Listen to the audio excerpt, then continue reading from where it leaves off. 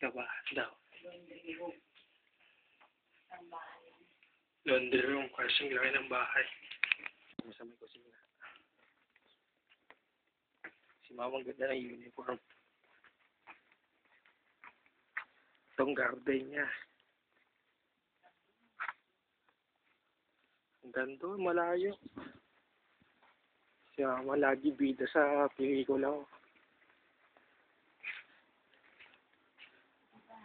Yung Vilma, merong yung halaman na yung sabi natin, yung bulaklak na yung orange na sabi ko kay Contessa.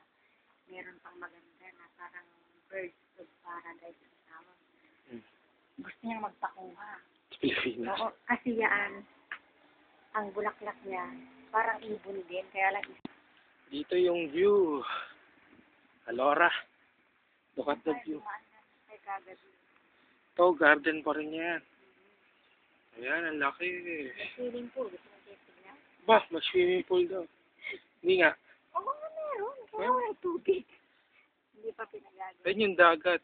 Kaso masyadong mahulap. Hindi masyado makita.